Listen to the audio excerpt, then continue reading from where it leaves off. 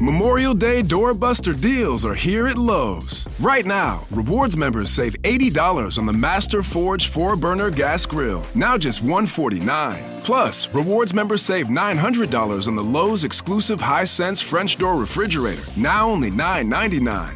Lowe's, we help, you save. Valid through 5/26. Selection varies by location. While supplies last. See Lowe's.com for more details. Program subject to terms and conditions. Details at Lowe's.com/terms. Subject to change. You know for a fact there are aliens. Yes, 100%. Our differences worldwide would vanish if we were facing an alien threat. Perhaps we need some outside universal threat to make us recognize this common bond. Breaking news tonight, Sean Diddy Combs has been arrested in a Manhattan hotel.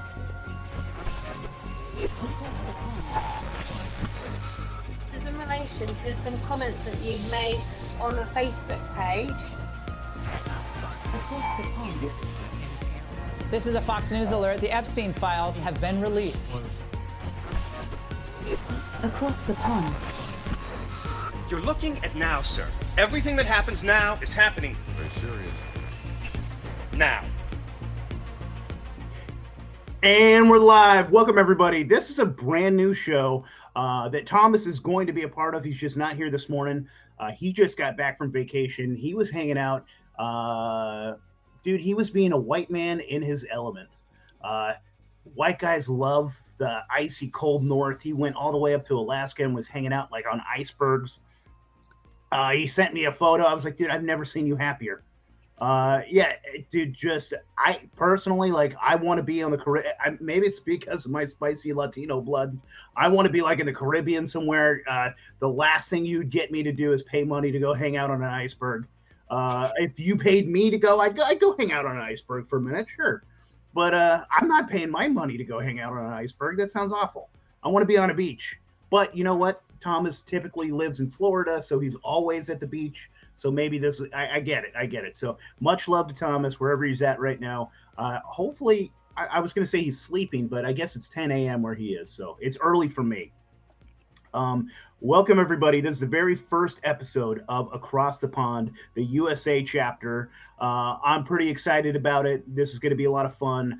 This is a PG-13, so don't expect the normal crass show that you get at the Reality Czars. This is going to be about paranormal and all the fun stuff, all the things that go bump in the night. I'm very excited for my very first guest. I had to have somebody that is across the pond and is actually from Britain. I have the great and powerful Tommy Cullen. What's up, dude? How you doing? Firstly, thank you very much for having me, man, for episode 1. That is an honor. Thank you very much, brother. I'm very excited to be here. Heck yeah, dude. I thought of you immediately. Oh, thank you, brother. So I'm excited to have you on, brother. You've been on our show before.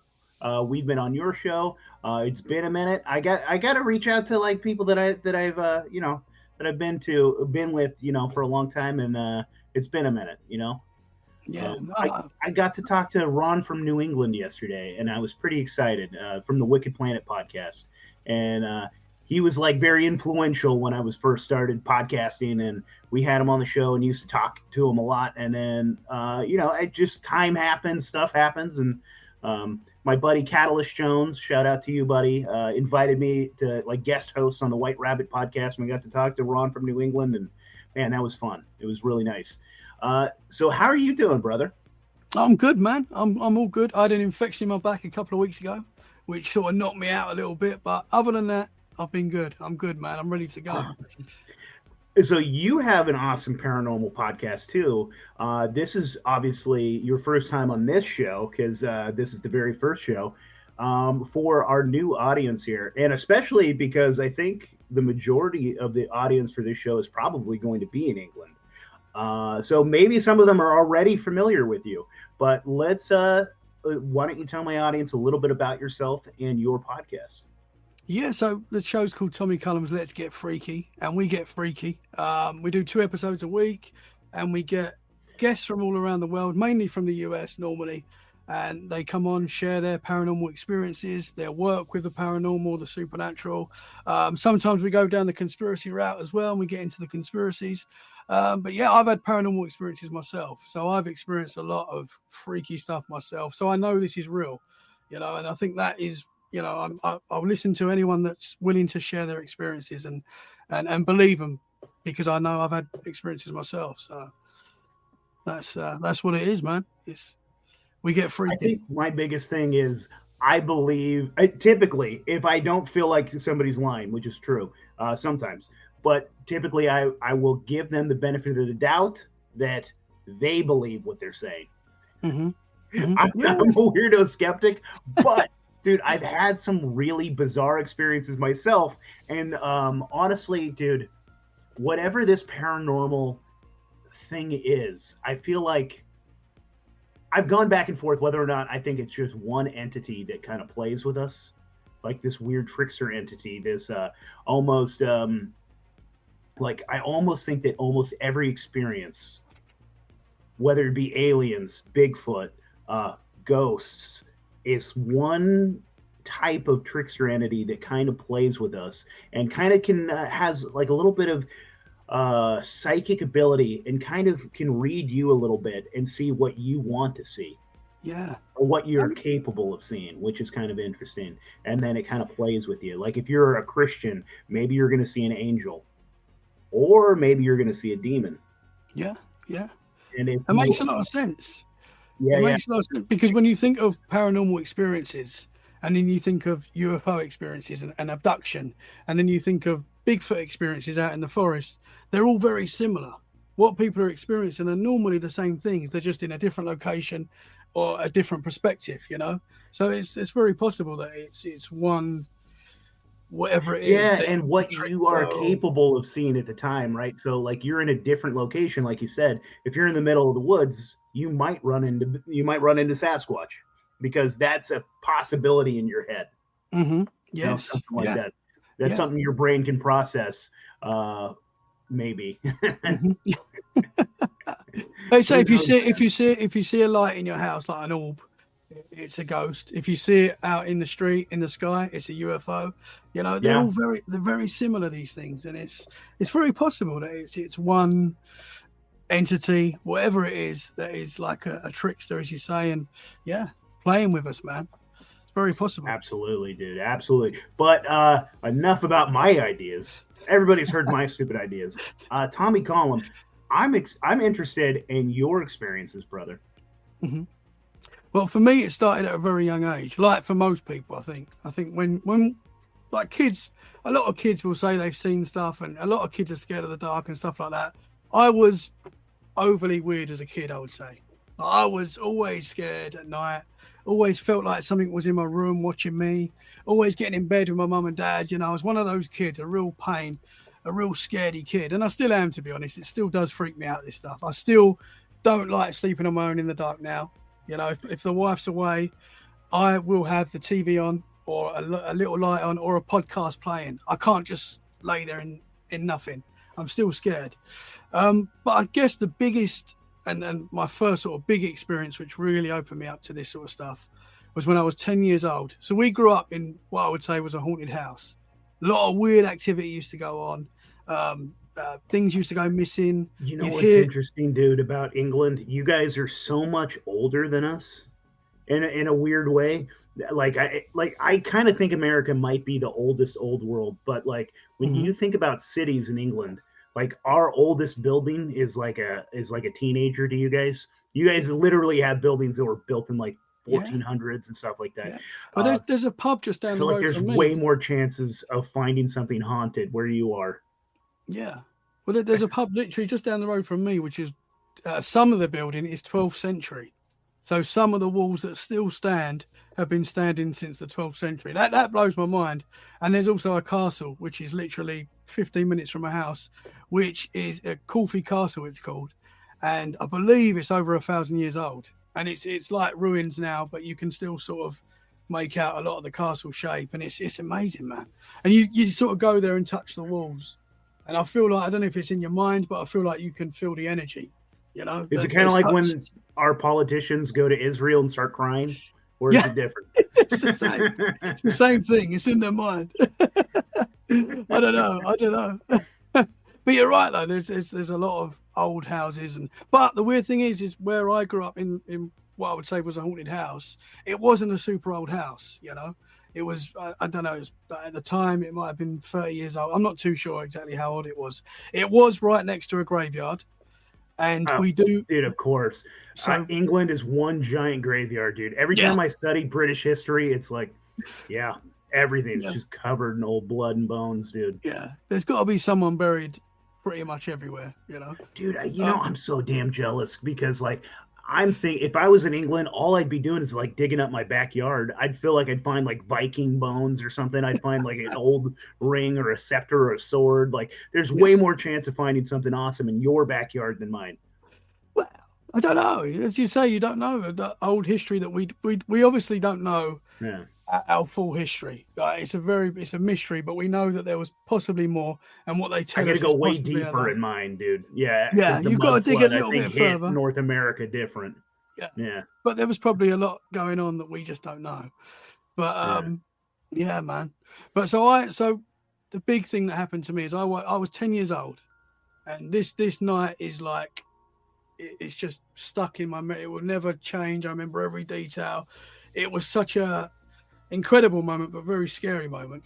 So I woke up, and normally my mum and dad would like leave a hall light on for me because I was, you know, as I say, such a scared kid. If I woke up during the night, I'm straight in bed with my mum and dad.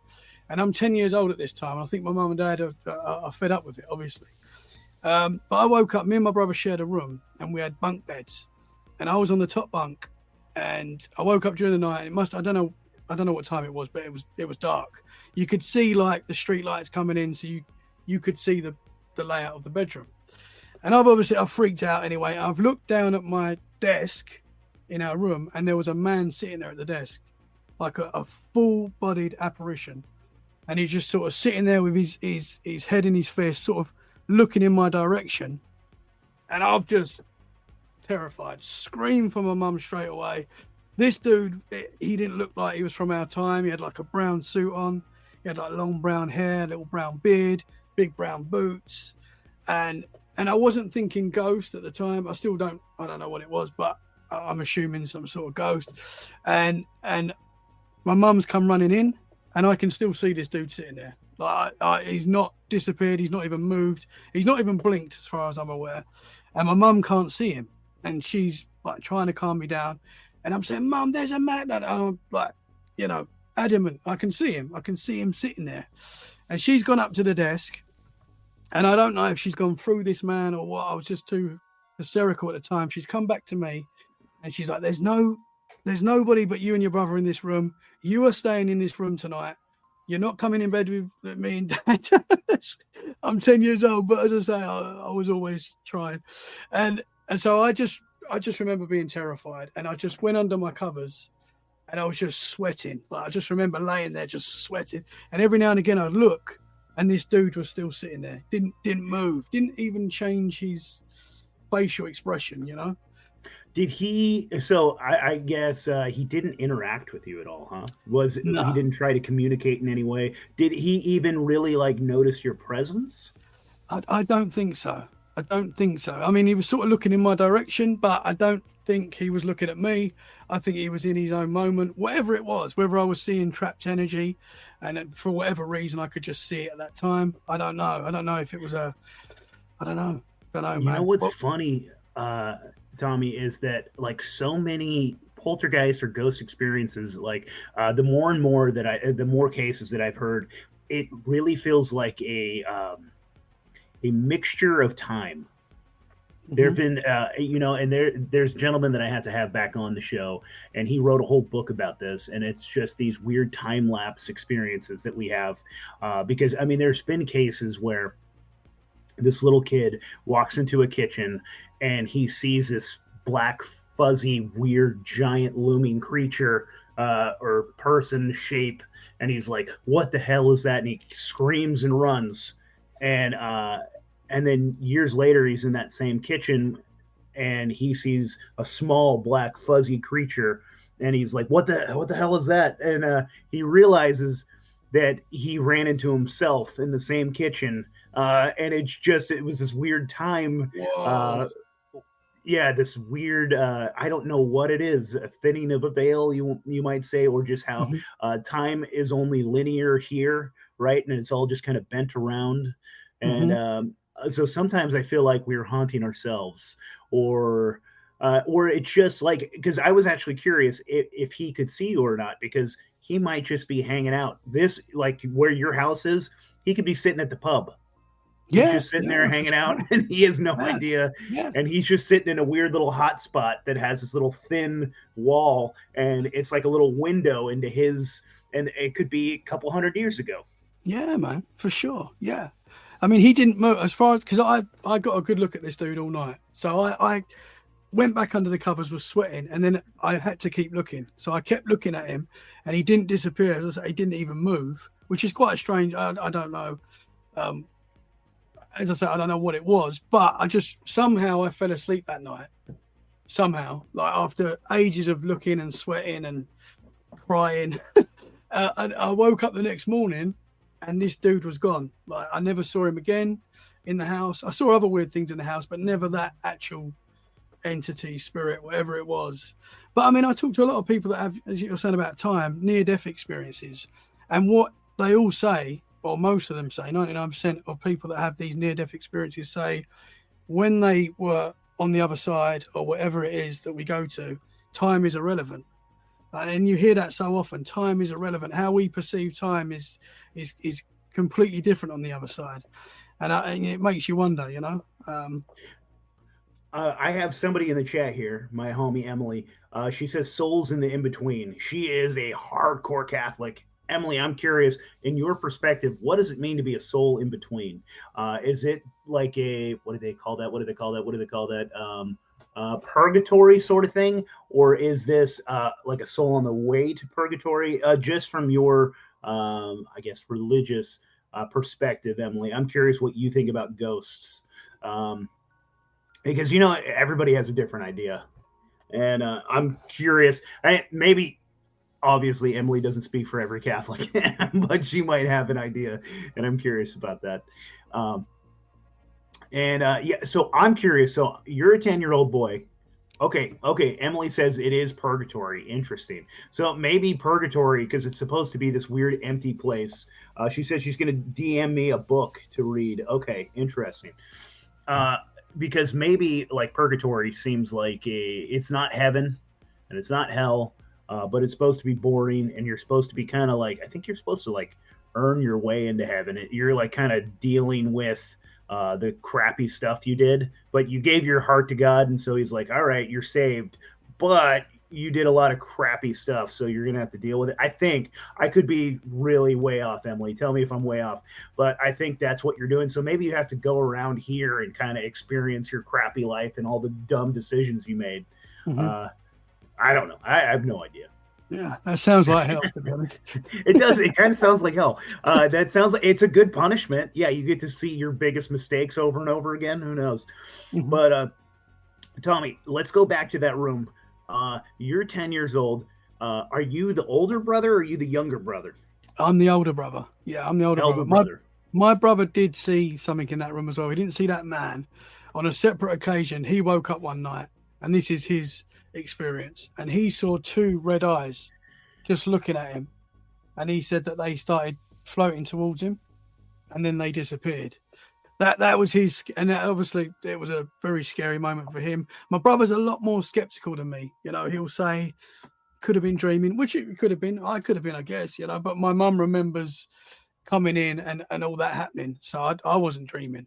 You know, I could have been manifesting what I'm seeing, I guess, but I don't think I was. But my mum, to this day, like, she'll probably see this podcast and she will apologize to me. Like, every time I talk about this, she apologizes. I'm like, no, you don't need to say sorry. It's probably why I do the podcast. I mean, it's pretty wild. She might have left you in a room with like a pedophile or something. Yeah. I swear to God, Mom, there's a man over there. Shut up. You're not getting in bed with us tonight. Shut up, Tommy. He's a great point. Yeah. I promise, Mom, there's a man over there in my room. Mum, if you're listening, you should feel bad. Yeah, 100%. That is a good point. I did see another, what I would say, ghost entity in that house. This is a little bit different, and this was moving. So this was a little while after that experience, and it was during the day, and I wasn't thinking about ghosts. I wasn't scared. I was in my mum and dad's bedroom, and I remember they had like mirrors in their room, and I was like dancing in front of the mirrors, just being silly. And they also had a bathroom in their room, an ensuite in their room. And I saw, so I'm standing there dancing in the mirrors, and I saw a naked blonde lady.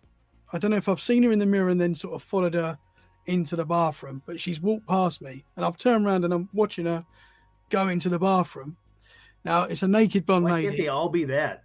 That would be great. I would have been happy as a kid. I would have been like, I'd have been busting out the Ouija board. I thought it was my mum, because my mum's blonde, and she would walk around the house naked sometimes. It wasn't uncommon for her to do that. So I'm thinking it's my mum. So I'm just not even thinking there's a naked blonde lady. I'm thinking my mum is just walking around the house. And I just started talking to her. Mum, I started saying something to her, followed her into the bathroom. And when I've got into the bathroom, no one was in there. And I just remember being like, not scared, but just super confused, because I've just seen my mum walked in. And then I was like, it was sort of hitting me that I'd just seen something else. I ran downstairs, and my mum standing there fully clothed in the kitchen. And I said, Mum, like, obviously she didn't, but Mum, did you just walk past me? And she was like, no, I've been here the whole time. What are you talking about? And so that was another time that I saw something in there. But it was just a lot of scary nights and more feeling the energy. And when we left that house, look, my mum and dad say that they didn't see anything in that house, but they both had paranormal experiences when they were younger, so they're open to it. But they both didn't see anything in that house. But when we left, I remember my dad saying, I'm so glad we got out of there. I'm so glad we left that. And I was 12 when we left that house. It wasn't too long after. But yeah, man, it was weird. But that was sort of my opening to all this sort of stuff, and sort of, I say knowing that there's more going on around us or whatever it is. And I think that's why I've probably had more experiences throughout my life, because I think there's something to that openness to it. So yeah, that was the start of it, man. That's where it all starts. So how much older are you than your brother? I am 3 years older. 3 years 3 older. years older. So you're 10, he's 7. He's in no way a comfort to you. Like when you're in that room, he's like, no. I somehow he didn't wake up that night that I was going crazy. Now my brother is to this day renowned to be able to sleep through anything, so I guess that's what it is. But he never. I never even got out of the bed that night. I was too scared to even jump out of my bunk bed and run to my mum and dad's room. I was just sort of stuck in that bed, and yeah. So he never woke up that night. But he, as I say, he did have experiences as well, and we all felt the house. We all felt the weirdness. And I mean, that happened in other houses as well. Like we even like so there was a house my nan and granddad were going to buy as like a holiday home, and the whole family went down to check this house out, and it's a really old, spooky looking house. So that gives you the vibe anyway. But we was walking around this house, and it was like an old Victorian house, and it must have been on the market for a good price, because I didn't realize this at the time, but obviously my granddad wouldn't have bought it if it was £1 million or whatever it was. So it was obviously a good price for a holiday home. And we're walking around this house, and we all got this weird vibe, like this horrible vibe. And my nan and granddad were like, "Oh, that can be your room if we buy this house." And me and my brother were like, "Nope, we ain't sleeping in there." And then, but I think my nan and granddad were going to buy it. And then my granddad was at an event that week, and someone said to him, he was talking to some, I don't know if it was a friend but no one knew about this house. And this man said to my granddad, "Ron, I don't know what this is. I don't know what this means, but I've got to tell you a message. I've got to tell you Ramsey Danger. Don't know what it means." And my grandmother was like, "What? Ramsey Danger?" Now the village name of where this house was called Ramsey. So straight away my granddad's like, "Oh, all the family got a bad vibe from this house. Now this man's just told me that message, not buying it." And we didn't buy the house. So, but just stuff like that, man. Like there's more going on, that's for sure. That's interesting, man. And I'm also curious, you might not know the stories yourself, but it is interesting to me that you say your mother and father had experiences as well. And it's so strange to me that I don't know if it's a genetic component, but a lot of times, dude, my friend out here goes, she says the Holy Spirit be spiriting, dude. Yeah, they gave you some divine intervention there and told your grandfather not to buy that house. Pretty interesting stuff, man. But it does seem interesting to me that sometimes if you're haunted, so is some of your, your ancestry. It's kind of a past weird thing, dude. I don't know what it is. I don't think there's been any weird hauntings in my family, and I the only times that I've gone and experienced something paranormal was when I was looking for it. Luckily, on the day to day, I mean, if I was starting to get some weird vibes in this house, I'd probably have to burn it to the ground. I feel like there's something to when you look into the paranormal as well. Like when you look into the paranormal, I feel like it looks back. So I'm talking to different people every day now and getting a lot of experiences, and I'm always sort of in that world. And I noticed as soon as I started Let's Get Freaky podcast, I was noticing things happening around me a lot more. And again, that could just be because you're thinking about it all the time and it's in your subconscious and you can create these things, you can manifest these things. But sometimes, I mean, it normally happens when I'm not thinking about it. So I don't know. It's very hard to tell. But recently in the house, like very recently, like Christmas, just before Christmas last year, we were getting a lot of activity going on in the house. And that sort of, I do the freaky podcast. So it's like, oh, it's cool. It gives me something to talk about as well. But the kids were getting very scared. The wife started getting very scared. I started getting a bit angry because this stuff was like getting a bit intense in the house. And I sort of, for me, I just sort of prayed out loud, tell this thing, whatever it is, to leave. And that normally works. I've done that a couple of times recently where I've had to pray out loud and it, and it seems to calm. But yeah, man, I don't know, this paranormal stuff. It's fascinating, man. And I really like this. And, it does confirm my bias, which I'll admit, but there's something powerful about the name of Jesus. 100%. And it just seems that this paranormal, whatever it is, when you tell it to leave in the name of Jesus, it does. It doesn't really have a choice. It's got to go. And, there are skeptics that'll say, like the crazy atheists that'll admit that they're like, yes, it does work. But they're saying it's because there's so much energy and so much like psychic energy and belief in the power of the name of Jesus. Right. Yeah. But Emily right here, Jesus Christ is the king of the universe. That is right. Absolutely. Well, I've talked to many people that would say they're not religious, but they've been in a situation where they've used Jesus' name and whatever is in front of them, whatever is giving them negative energy is gone. I find it hard to then think, how can you not think that there's something to that? Like, there's got to be, if I don't know. I know it's difficult, but for me, the power of prayer works. And that, because a lot of people say to me, oh, you do this paranormal show, you're probably inviting a lot of negative stuff in, which I think you can, and I think does happen. But for me, the power of prayer is keeps me safe, man. And that, touch wood, that's done the job. You know what is also interesting, Tommy, is that a lot of this is also, there is an element of consent that has to be involved with all of this paranormal stuff. And I realized that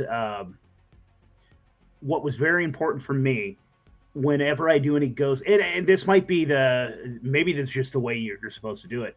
I've never watched any ghost hunting shows, but I do ghost hunting myself, and I don't want to be influenced by the TV shows, right? So I don't watch them.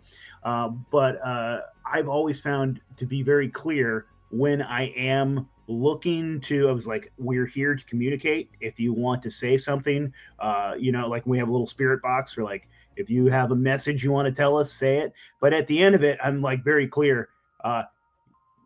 Communication is over. You're not allowed to follow us. You're not allowed to, and be very, very specific and tell it like, sorry, it was good chatting.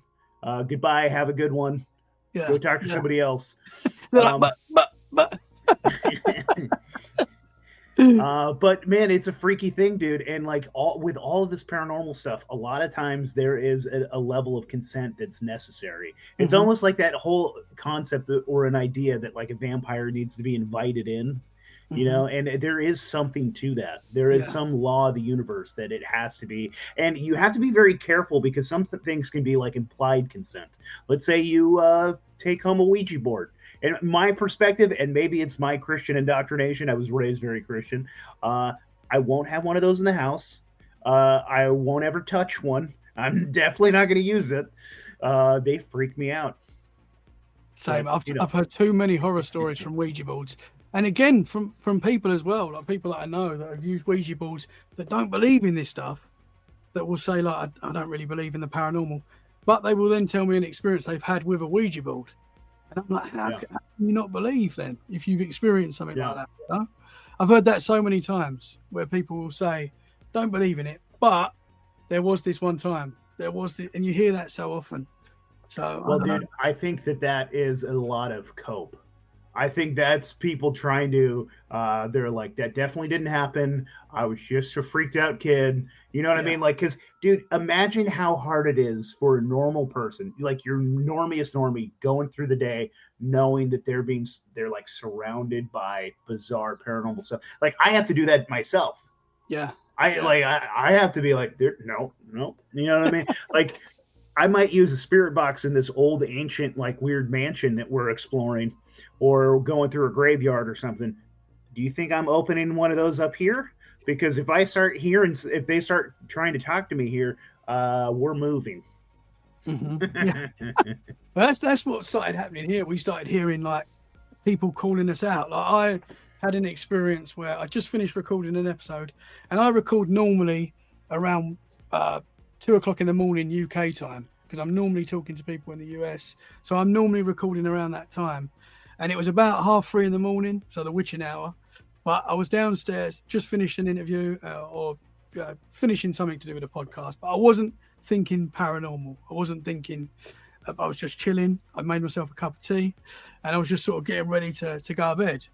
And I was standing in my kitchen, and I heard, like, it was super clear. And I turned around just expecting to see one of the kids there, and there was nothing there. And I was like, that was with my heart's going boom, boom, boom, boom. I run upstairs, checked all the kids in their rooms. Everyone's sound asleep, dogs sound asleep. I'm like, what the heck was that? You know, that was strange. And then a little while ago, this was when it was sort of building up in the house. I was at work, and my wife heard me call her name. And she said, oh, you've got to stop doing this podcast. And I was like, I can't. I'm sorry. It's too late. I'm in. But so stuff like that was happening, and it was freaking everyone out. And yeah, touch wood. It's since every now and again I have to, you know, say a prayer and sort of, and that works. So hopefully. Yeah, it's an interesting thing, man. One of the most interesting ghost cases that I think about is it was a group of guys, and I might get some of this wrong because I heard this a long time ago, or a couple years ago, I think. But it was a group of guys, they were researchers, and they wanted to see if they could get a paranormal entity to come and communicate with them, right? And so how they started this was almost like D&D. Like, so they started playing like a Dungeons and Dragon type of thing, and they gave this spirit that they were talking to. So it was a group of dudes all sitting around, and they gave it you know, he's this old. This is how he acts. This was his name. This is his backstory. They gave him all these, you know, whatever little backstory, right? And then they had to do this consistently for a while, and then all of a sudden, it started communicating with them. This named entity that they created, and it was like an egregore. Emily says, "Did you know playing D&D is for real a sin?" Okay. I mean, it is kind of just like a roundabout way of playing with a Ouija board. It's, well, I don't know, but it is interesting. In this way, it is. If you're doing it like this, they created a character, a fictional character, out of nothing. And let's see here. She says, like it's all in the guides to confession, playing games like Dungeons and Dragons. that's interesting. I mean, because I just look at D&D as just like dudes being silly, playing like LARPing and having fun. But where does it cross the line? Because like, are you like being a little kid when I was a little kid, like pretend to be like a soldier or something, swinging around a sword? I don't know. Anyways, it is interesting, dude, because this entity started communicating with them and started like, I wish I had the backstory with this. I'm gonna have to look this up and talk about it later on the show, because now all I did was like pique people's interest and I'm screwing it up. But it is interesting, dude, that they actually got this creature to start whatever it is. And so sometimes whatever I think this paranormal thing is, I think there's disembodied spirits that kind of feed off of our energies, whether they're positive or negative, right? And so you think about someone, let's say that your nan just died, your grandma just died, right? And you're sitting there and you're crying about it, and you're looking at photos of your grandma. She's like first in your mind, right? And I think that there's a spirit that might come by and say, hey, I'll pretend to be his grandma for a while. I'm going to milk this. Like, I love that he's crying. I'm loving this energy that he's putting out there. And they're these weird little parasitic, disembodied spirits that come and start feeding off of that. And there's grandma's diary. He's talking about grandma. So I know grandma's name. I know, they just start playing with you. And I think if you sit there and you're like, grandma, is that you? You know what I mean? They'll play that role. Yeah. And they will sit there and feed off of your energy for a while. I don't know, dude. It's bizarre.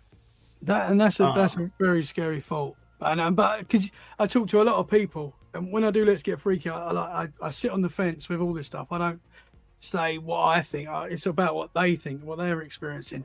And you speak to so many people that you say will connect with their grandmother, and it gives them so much comfort. And you don't want to be that person to say, oh, maybe it could be, something pretending to be a grandmother. It's a difficult one. Yeah, it's a scary thought, but it makes sense. Yeah. Emily says the scam callers are doing it anyways. Why wouldn't it be demons? Or why would it be demons? Yeah. That's funny, dude. I love it, dude. Yeah, it's a freaky thing, dude, and I don't know how to explain some of it. Because I am such a skeptic, and I am such a skeptic probably for my own mental well-being. I'm like, nah, that's not real. That's not true. And I tell myself that. It's cope. But that's what I have to live in, right? So yeah. I've experienced too much for me to just I've experienced too much. I know there's more. I don't know what it is. But I know there's more. So I had an experience when I don't think, from seeing that woman naked in my house, I don't think I saw anything else ghostly until I was around 21. Again, I'm not sure, because the dude that I saw in my room, if you put him on a park bench now in the park and I walked past him, I wouldn't think ghost. He was as solid as me and you are right now. I'd probably think that dude looks a little bit like William Shakespeare.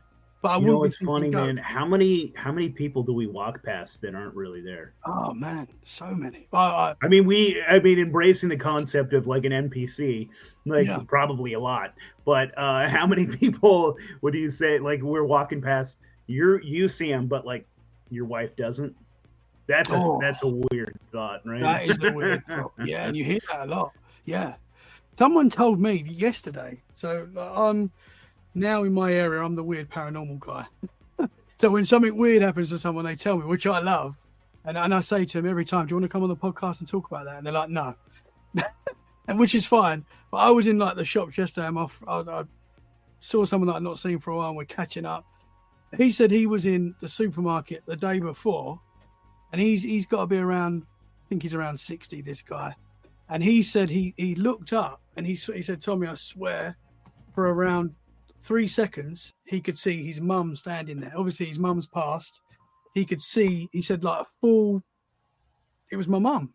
He said it was so strange. And I was like, "Oh man, you've got to come on the podcast and talk about that." And he's like, "Nah." And that was yesterday. But yeah, I told you my weird fox experience, didn't I? Did I tell you that last time I was on your other show? You may tell you have, that? but this is a brand new show, so I'll tell- let's talk about it. Yeah. So I've had a few weird. I've seen UFOs. What I would say are UFOs and weird things like that. Shadow figures. This was a strange one, and it was quite recent as well. It was probably around. I think it must be 2 years now, maybe a year and a half, 2 years, something like that. I'm very bad with like times. I should write these things down, but I don't. But I just so I work literally across from where I live. So I finish at 1 a.m. UK time, get in, then I normally start podcasting. So I just finished work and I'm walking home, which is like a 10-second walk, and I never see anyone. It's very rare. Sometimes you might see, but it's very rare. And I'm walking home and I see a lady walking along, just a lady, like nothing weird or anything like that. And I was like, that's strange, there's a lady walking at this time of night. And she's gone into the bus stop just in front of me. And a fox has come out the other end.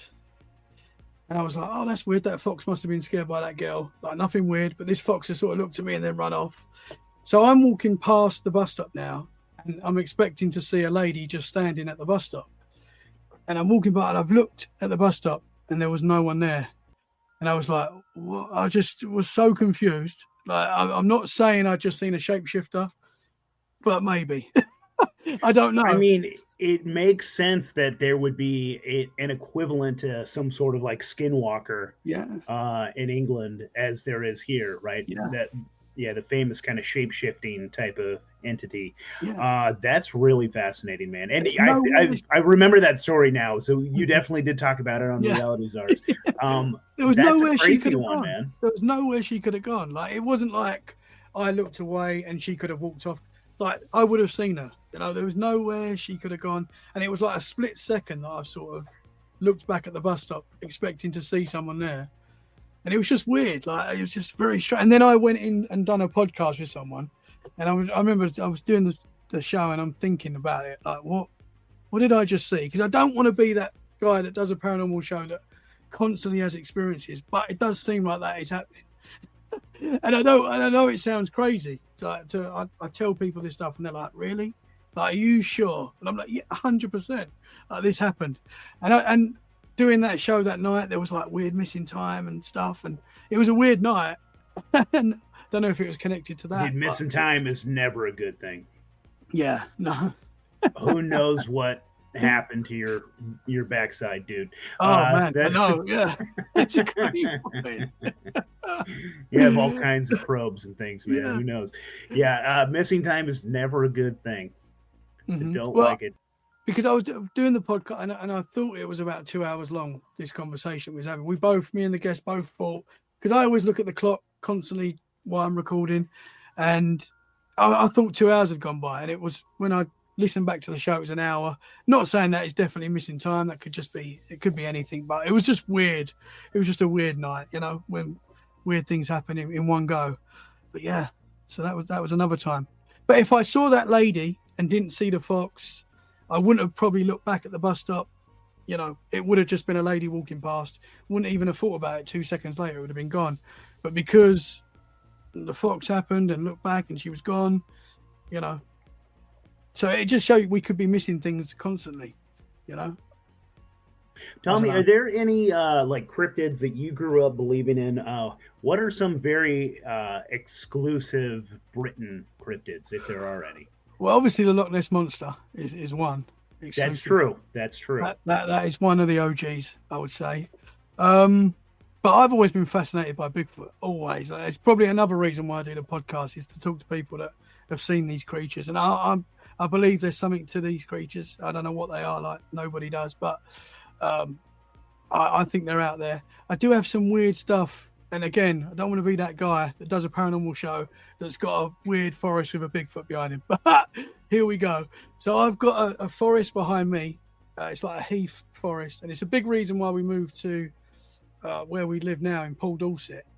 And I didn't know anything about the history of the place. Well, nobody knows the history of the place when we moved here. And a few weird things happened to me and to my kids in the forest and out of the forest as well. And I didn't know anything about, but I was talking to someone at work and telling them about this sort of stuff. And they went, oh, you've heard of the devil dog that we've got in our forest? And I was like, the what? They're like the devil dog, and they're explaining to me like the legend behind it, and like the local legends. Some people say they've seen it, heard it. Some people say they get a nasty feeling from it. They smell it. Just like your typical cryptid, Bigfoot, dog man. It is interesting to me. I picked up on that when you said they smell it, because that is also a big part of a Bigfoot sighting. Sometimes you're hit with that smell at first too. And it's also with demonic entities, you're hit with a sulfuric smell, and with ghosts there is a smell sometimes as well. It is interesting, dude. All of those different weird little tie-ins that happen. Yes, yeah, for sure. And so before I knew of it, so they call this the devil dog, and apparently it's in books, and it's the lady that was telling me about it had experiences herself. Like, she claims to have seen something strange with red eyes that looked like basically a dog man. But before I knew any of this, I was over the forest with the kids, and we still do go for a lot of walks all the time. And so it was me and my two daughters, and we're walking through the forest, and it's getting dark, but it's not dark yet. The sun's setting, and we're up high up in the forest. And Amy, my eldest, just started freaking out. And she was about 10 when this happened. Just started freaking out, like, Daddy, there's a Bigfoot. There's a Bigfoot. And I'm looking, I couldn't see anything. And I'm like, calm down. I'm saying to her, there's not Bigfoots in the UK. You don't have to worry. You're being your mom right now. I'm being my mom. Your mom right now. She's 10 years old, just like little Tommy was. I'm a hypocrite and I should know a lot better. But I was trying to just calm her down. I was just saying that there's nothing there. I couldn't see anything. And she claims to see this big, like, Bigfoot type creature with yellow eyes. Anyway, I've said to her, like, let's get home. Come on, we're going home. You're freaking out. In my mind, she's just watched one of my Bigfoot documentaries that I'm always watching. And it's just, we're in the forest, you can create these feelings maybe. And that's just what I put it down to, even though that's what it might have been. But then obviously I found out about this devil dog, and I'm like, well, maybe my daughter did see something. And as well, when I first moved to this house, before I started doing a podcast, I've always been I've always stayed up through the night till 2, 3, 4 o'clock in the morning. I've always been like that. So I would sit in my front room, everyone's in bed, and I would hear like a growling outside my front room window, growling. And I would always look and never be able to see anything. And again, I'm not saying this is the devil dog, but it's weird. There was a house opposite that had a big Rottweiler. So I always assumed they were letting their dog out. I always thought it was weird why they're letting it out at 2 o'clock in the morning in the front rather than the backyard, but okay. And I just assumed that it was this big dog or a dog in the local street growling outside my house. Very weird, but never could see it. And again, it might be a dog. I'm not saying it's not, but as soon as I learned of the devil dog, I never heard that growling again. So that was quite strange.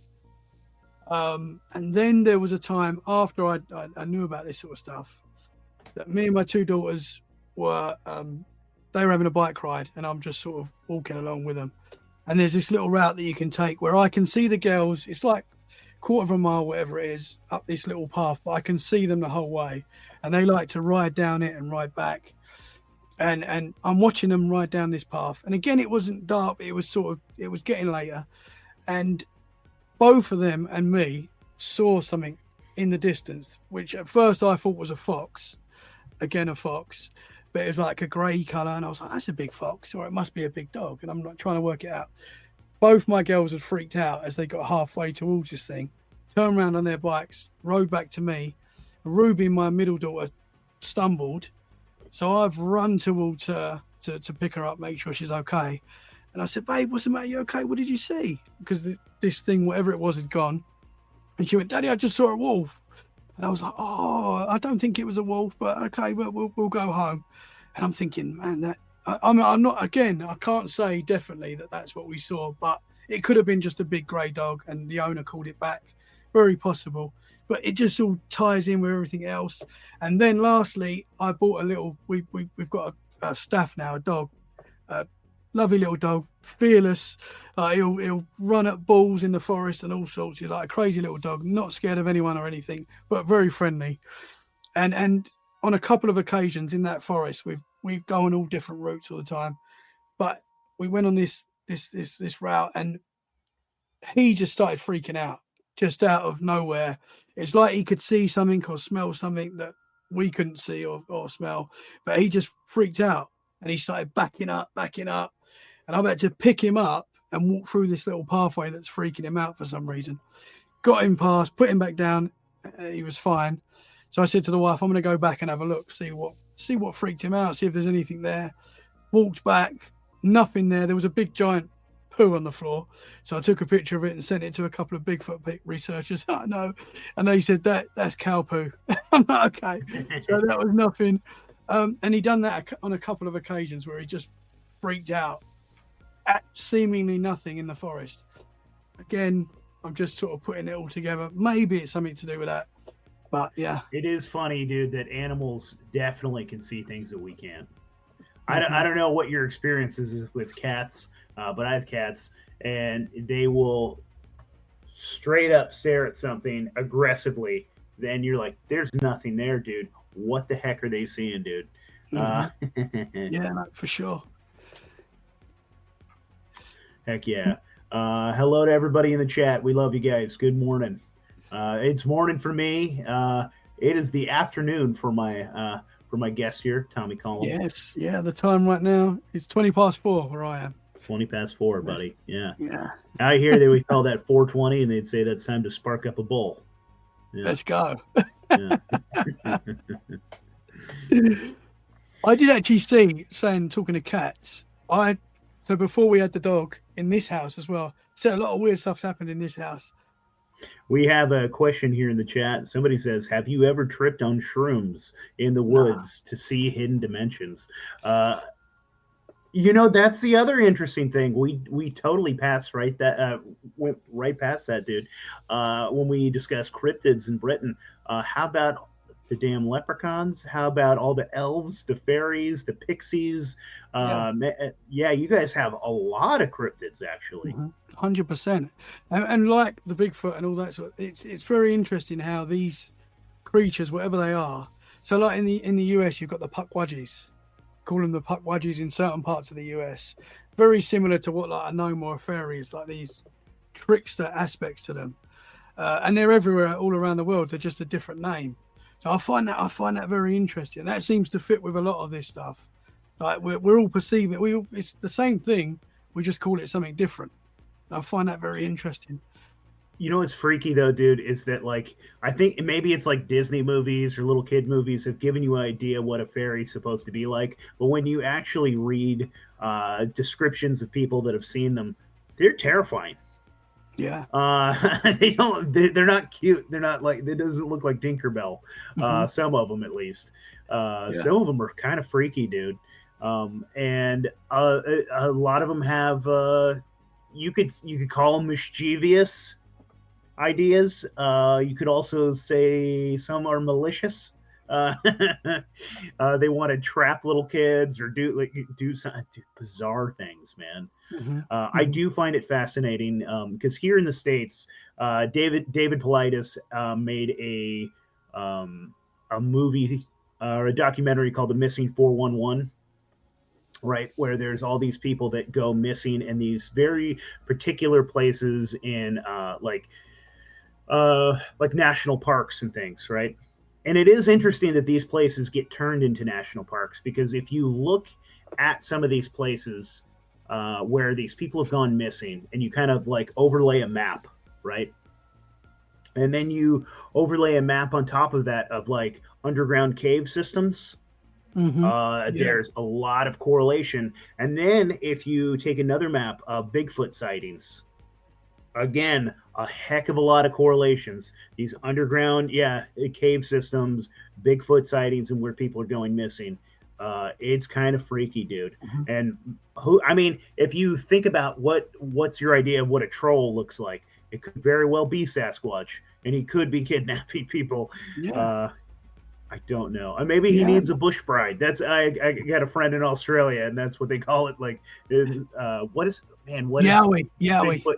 Yeah, the Yowie down there is looking for a bush bride, he says. So. Yeah, but it's funny you say fairy, and people are going to think I'm full crazy now. But this happened literally a few weeks ago, and again, I'm going to be that paranormal guy that does a paranormal podcast that's telling you something weird like this. But so it was about 4 o'clock in the morning. Just finished another interview.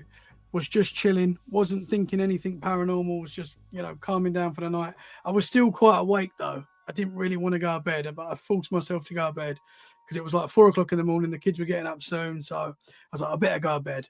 So I've gone into my room and 2 of my kids are in bed with a wife. So I was like, I don't want to wake them up now because they've got school soon. So I'll sleep on the floor for now and I'll make a little camp on the floor and just chill.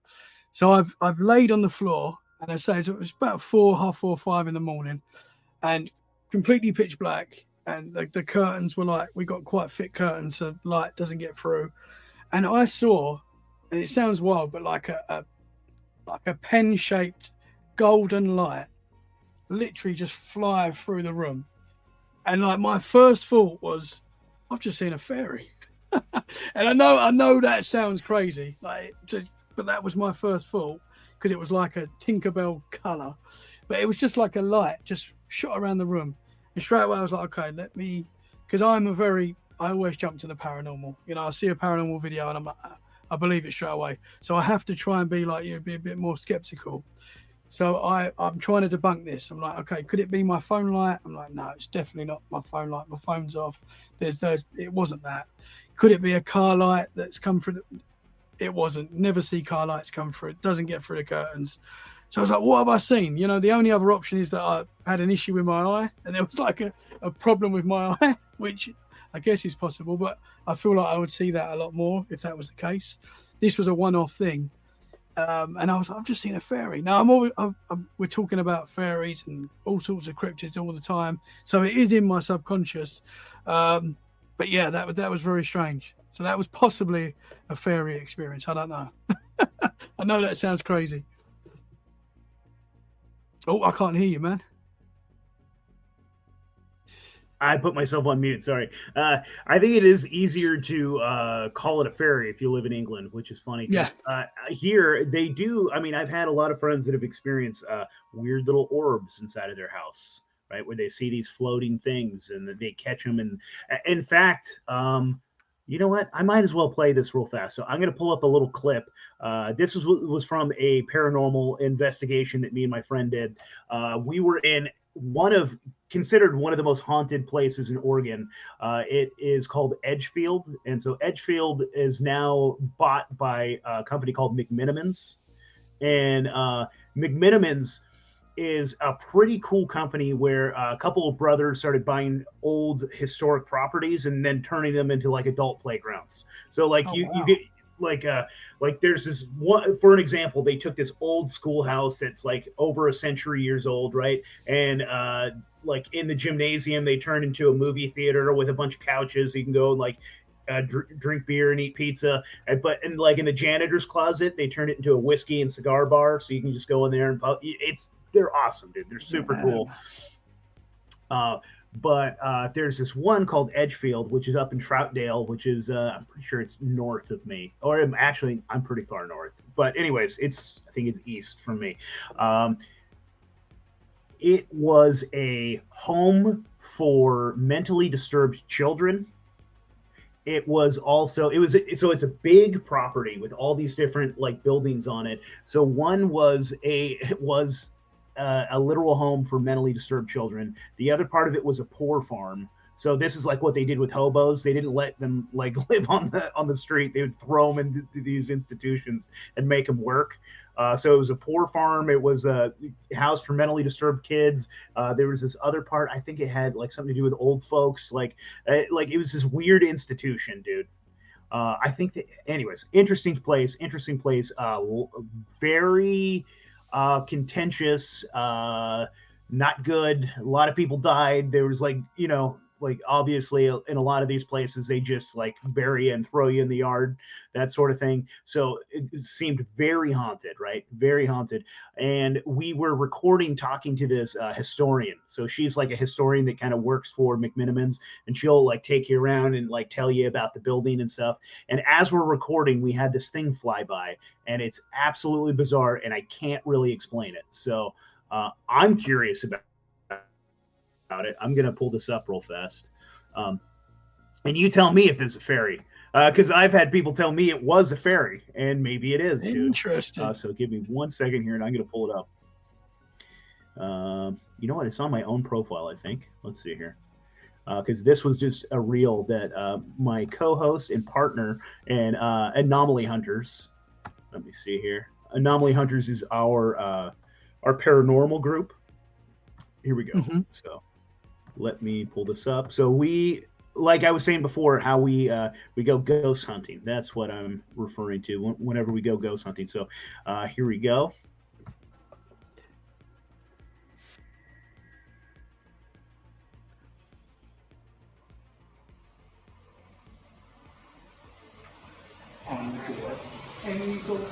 So here's my fat ass sitting on a bench. Here's my co-host. His wife is recording us, and we are interviewing this historian lady. So our actual footage that we're doing is right here. He's recording it, but we're getting a second perspective from his wife here.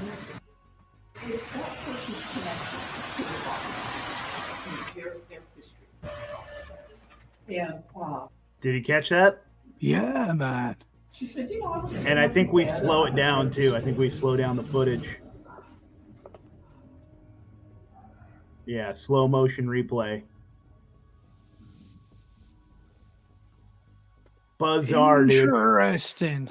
So we are really far. I mean, not super far, but far enough away from the entrance. The doors are always closed. There was no bugs inside of here because everyone's like, that was like a bug. It was a moth. It wasn't, dude. There was no insects. I don't know what that was, but it sure of heck looked like a fairy to me. Yeah, and it was like bluey, but you could see like details in it. Would you say like there was wings? It looked like a little body with a little. Yeah, I don't know what the heck that was. I've talked to people that say they've got close to like the lights in the forest, wherever they are, and have seen like little humanoid bodies inside the lights, which I find interesting. Yeah, man. Did you see anything when that happened, or was that all just on the camera? Did you see anything? That was all on the camera. We didn't see it. Yeah, and his wife like stopped us. She was like, "Hold on, we need to stop. We need to watch this because, yeah, it freaked her out."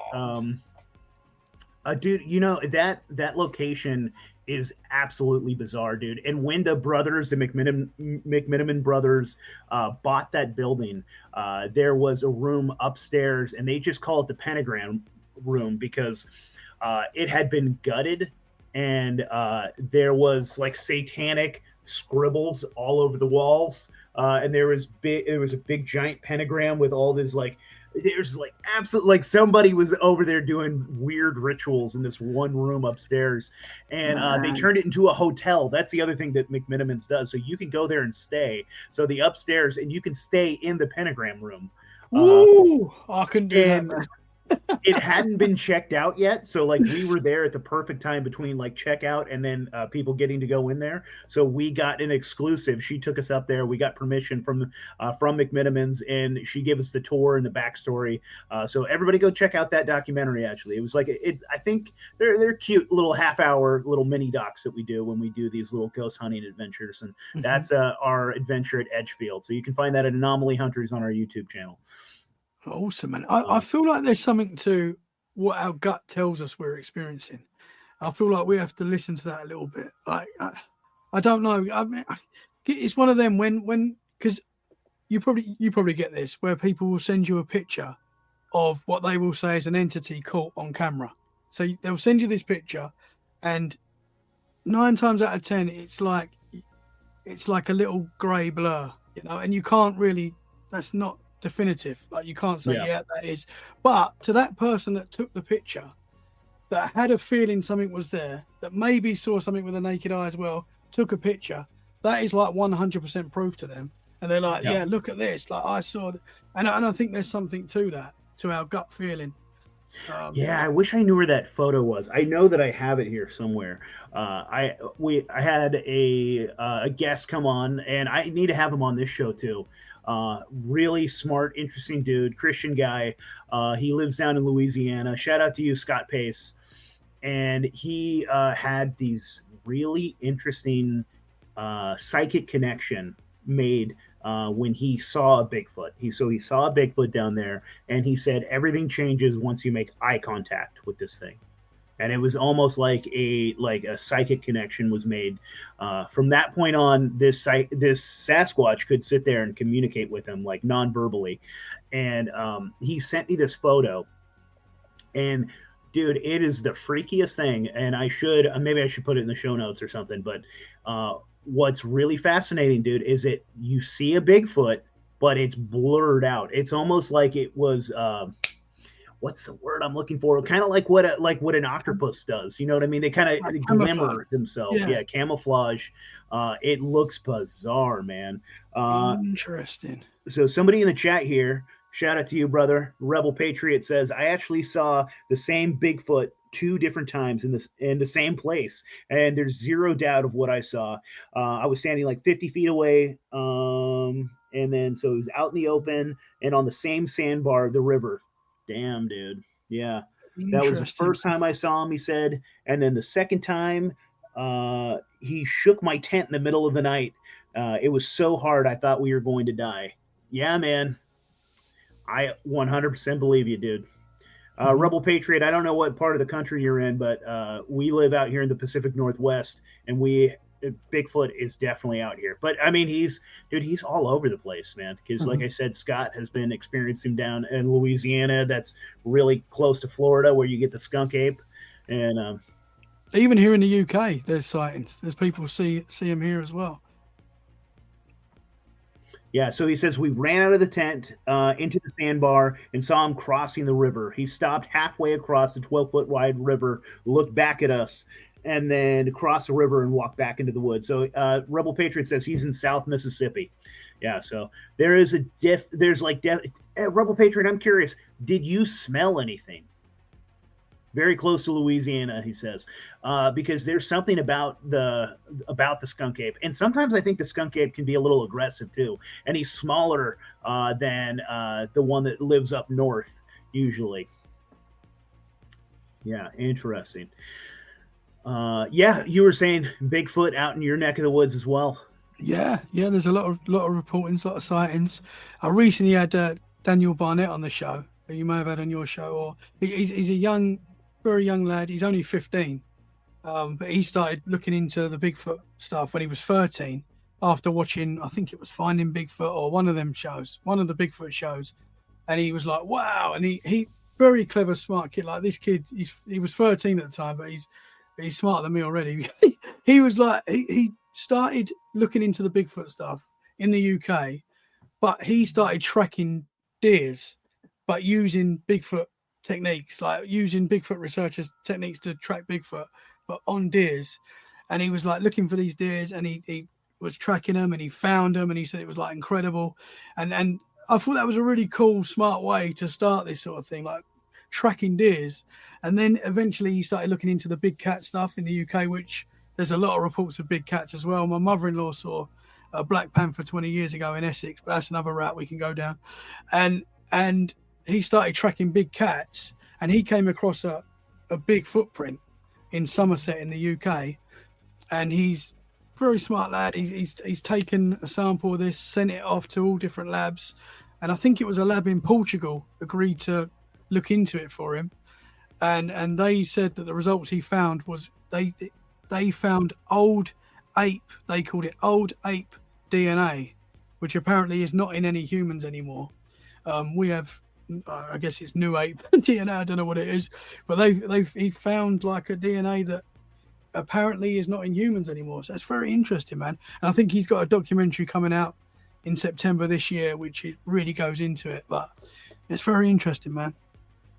Yeah, dude, there was a lady that was doing some research, and I feel like she was like actually scientifically like accredited. Like I think she was like some sort of scientist, but she definitely got discredited after she started looking into this. This was like I can't remember the name of it, but it was a Bigfoot Nephilim connection that she was trying to make, and so she was like DNA testing all of these like different samples, and it is interesting because every once in a while there'll be a hair sample or some sort of DNA sample, and they just go, Mm-hmm. Yeah. Yeah, we don't know. Yeah, it's an animal of some sort. It's a mammal, but yeah, you know, and to me, if I'm a scientist and I find some weird hair and I can't tell you what it is, are you curious at all? What are you covering up, dude? You have no curiosity. Somebody just gave you a hair sample and you can't identify it, and you're just like, no. Yeah. You're not interested? Nothing? Oh, dude, it's crazy to me. It is. So Rebel Patriot said it kind of smelled like a hog pen, he said. So the smell there. And then he also said, we actually locked eyes and I just froze. Couldn't move or speak. Freaked me out. But I didn't feel like I was in any real danger. Heck yeah, dude. Bugfight says we have a Bigfoot museum in North Georgia. Heck yeah, dude. Anybody else in the chat? Okay, Rebel Patriot. Okay, anyways. Anybody else in the chat? Have you guys had any paranormal experiences? Have you guys had any Bigfoot encounters? Just curious. I would love you, to of course, Rebel Patriot.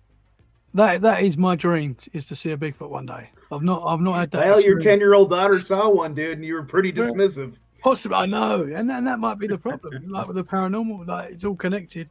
If you're not open to this stuff, maybe you can't see. It's interesting. Like yourself, we talk to a lot of different people, have a lot of different opinions, and when it comes to Bigfoot, you've got like the woo versus the flesh and blood, and sometimes they can get a little bit nasty. Big fight between the two camps too, because to me, people get so close-minded with this stuff. It has to be one way or the other. And because I remember we did a Bigfoot documentary. Again, you can find us on Anomaly Hunters at YouTube. Our first documentary was called "The Search for Psychic Sasquatch," and I think it still holds up. It was a lot of fun. It was really cool. We were out there looking for him. But I remember we had got in touch with some of the big, like, famous investigators, the guys that you see on TV, and they're like, "Sure, man, you can interview us. We'll come up. We'll do an interview for your documentary." And the second that I mentioned the name of our documentary and that we might be looking for something that is not necessarily flesh and blood, they're like, "Yeah, you guys can go blank yourself. We're not going to talk with you anymore." Yeah, they were done. They're like, "Nope. He's flesh and blood. You can touch him. You can smell him. He's doing wood knocking." And I'm like, "Dude, I don't disagree with you. I think he is, but I think there's also something else to this." And they're like, "There is nothing else to this." And they just like shut down. And I was like, "Well, okay." It's very strange. I mean, obviously people are very tribal in everything. Ufology, paranormal, cryptids. People just want to, I don't know, they just get into their teams, into their tribes, and it's I don't understand that. Nobody has got the full answers, because we wouldn't be doing a podcast if they did. We wouldn't have to be talking about this stuff and trying to figure it out. So I don't know how you can be closed-minded to this stuff. Also, like, we've experienced something, right? A lot of people have experienced something like that. Why is it that we can't catch it on camera? Why is it that we can't catch it in a cage? Why is it that we don't have one in a zoo right now? There must be something else to this. It's not that they're just so clever and that they are just really good at burying their dead, and that's why we never see any or their bodies. I think there's something much bigger than that. Yeah. Whatever this is in my opinion, something closer to a trickster entity that can take form here when it wants to. And I think maybe it's just for short periods of time, or it can show itself.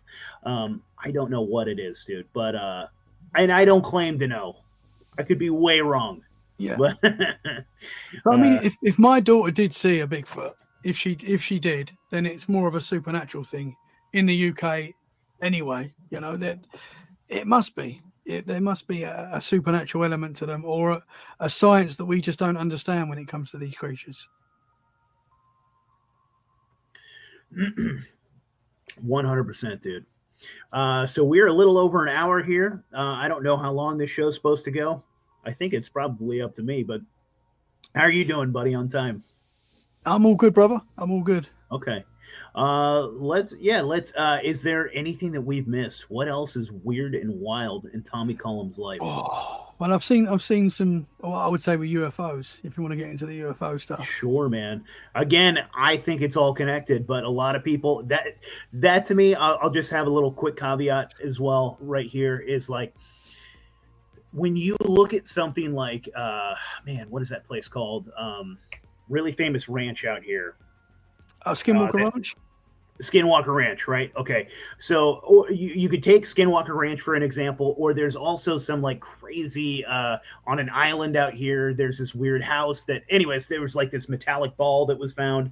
And then there's been like ghostly entities that have been seen there. And then there's also been alien encounters. And the thing is like you'll get different types of researchers out there. Like, so somebody is sitting there and they're like, I have a scientific background and I'm studying this weird ball that seemed to levitate and also could communicate and would also follow you and then also do this, that, this weird thing. And I'm coming from a scientific background. And then you're like, okay, but did you talk to the family that was also experiencing these like poltergeists? And they were saying that there was like voices coming through the walls. And they're like, no, that's nonsense. I'm just focused on this here. It's so silly, dude, when it's all connected, dude. Yeah. And they're not whatever getting the this full is, story, it's all connected. Which is quite strange because you think if you're investigating something like purely and you want to know every single detail, you should surely at least look at that side of things as well, because if they're experiencing it, it's a part of it. So I don't know. They must be losing a lot of information that I don't know whether that's done on purpose or I don't know. It's very strange. I don't really understand why.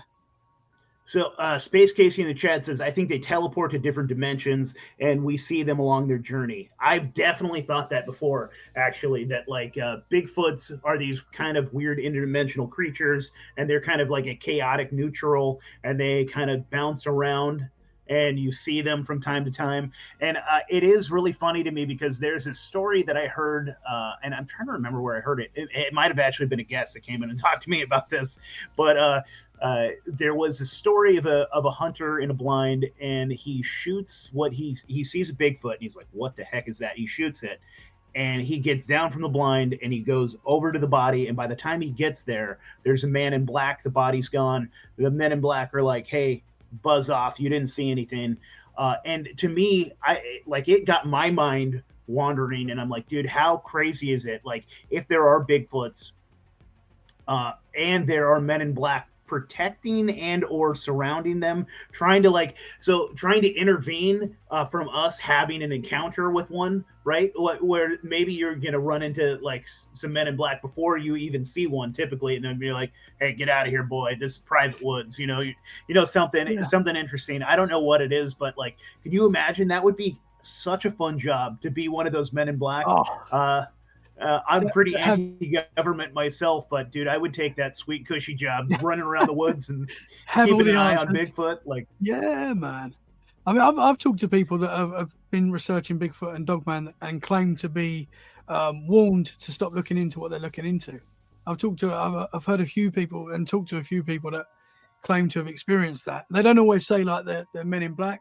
Like often they say they're just very intimidating dudes that are telling them to stop, and sometimes people do stop. I've heard that many times, and people are like, okay, I'm not going to get involved then. And that's just weird, man. That just yeah, they're hiding something. We have another chat here, which I think is funny because it remember we were talking about that one experience where the guy haunted himself accidentally. This is Bugfight says, my only paranormal experience was one time when I think I accidentally astral projected myself back to my childhood and scared the bleep out of myself. Which is funny, dude. That's a wild thought. Casey says that, or they are living underground and the government knows about them and they just don't want anybody to know they're real. I think about that all the time. That was Rebel Patriot that said that. Dude, I honestly think about that a lot. And I've talked about that enough on the show where people are probably sick of it. But, I probably haven't said it in a while. This was 6 years ago at this point. 6 years ago when I got married to my wife, we had our honeymoon. And we were backpacking from the Oregon coast, and I think we went into maybe Washington. Then we definitely went through Idaho, Montana, Wyoming. We were in this beautiful. We took this beautiful road trip and we're camping the whole time. And we were right underneath Yellowstone, and in between that and the Grand Tetons. Well, that's where we were staying. So I guess this was in the Grand Tetons. So there's this place called Elk Island, and you pay a couple $100 and you get to go on this little like boat ride, and it takes you to Elk Island, and they have a nice dinner, and like it's a great time. But as we're on the boat with them, one of the guides is sitting there explaining. They say something like this. They say years back, or I guess near then, right? Somebody had hit a deer with their car, and she was explaining that every single one of the animals in Yellowstone and the Grand Tetons in both parks, they're all tagged, right? So they all have tags. They all have these little geo tags in them. And she says as soon as their heart stops beating, we know. So like if an animal dies, they go retrieve the body, they go and check it out, investigate. And she's like, well, this one died on the road. So we went and saw it. It had clearly been hit by a car. So the first thing we did is we called it in. They closed all the entrances, closed all the exits. We went through the park. We went through every parking lot. We went through all the campsites, and we found the car. We found the person who hit the deer, right? There was like blood and hair on the car. And she was like, anytime you hit one of these animals, kill one of these animals, it's like a $10,000 fine. Right. So, and then she was going so far because I think somebody even asked, they were like, well, what if like there's a mountain lion attacking my wife and I shoot it? And they're like, well, is your wife worth $10,000? Because, it doesn't matter. It doesn't matter. If your child's getting mauled by a bear, if you kill it, you have to pay for it. So, which is interesting. So keep that in mind when you're visiting these places. It is pretty funny. But to me, in my mind, what that did was it reminds me a lot of what you just said, Rebel Patriot. There is, in my mind, the first thing I thought of is like, dude, I wonder if all the Bigfoots are on. So like let's say if they are a flesh and blood creature, here in the States, I don't know what it's like in the UK. I think I don't know if it's a majority of the country, but a huge swath. I think it's like a third of the United States is like government land. They've just said, nope, this is ours. And a lot of it is like really inhospitable or just like dense wilderness. And you're like, what are you even doing with that, dude? What the hell is that for? So what if they had like safaris, basically like big, giant caged in like zoos, right? Where they keep these Bigfoot, right? And every single one of them is tagged and they're allowed to live this like kind of normal for them life out there. And that's how that Men in Black knew when that Bigfoot died. Maybe he was trying to, it had like escaped, right? And he was trying to bring it back and some hunter picked it off real fast, and he can't get in trouble for it because they can't acknowledge what he shot, right? Yeah. Interesting. Who knows, dude? Is it true that most national parks are closed at 9:30? Is that correct? Like you can't go on the parks after that time? Probably, yeah. A lot of the national ones, because there's state parks and then there's national parks. So it's like, between the state and the federal government who's running it. Yeah, I think so. I think some of them they have to keep open if they allow camping and stuff like that or whatever it is. But yeah. So maybe they come out at night. Maybe that's when they're free to roam. Who knows, man? Okay. I actually am getting close to a hard out. I'm sorry. I should have been paying attention to the clock here. But heck yeah, dude. Everybody in the chat, thank you guys. This has been a lot of fun. And Tommy Cullen, tell my audience one more time, what's the best place to connect with you? What's the best place to follow you? Can people help with your work? Do you have a Patreon, all that fun stuff? Yeah, man. Thank you very much, brother. So we're on wherever you listen to podcasts, Apple Podcasts, Spotify, wherever you listen to your podcasts, we're there. We're also on YouTube as well. You can watch most of the episodes now on YouTube. And yeah, if you've had any paranormal wild experiences and you'd like to share them, I'd love to talk to you. So come on and get in touch. And yeah, thank you so much, man. It's been a pleasure. Thank you for letting me be the #1 guest on the new show. That's an honor, man. Thank you very much, brother. Heck yeah, man. All right, cheers. Everybody in the chat again, we love you guys. We appreciate you guys. And we'll catch you actually the next morning show, which is in about an hour from now. So Everybody in the live stream now, come and join us for that. All right. See you, man.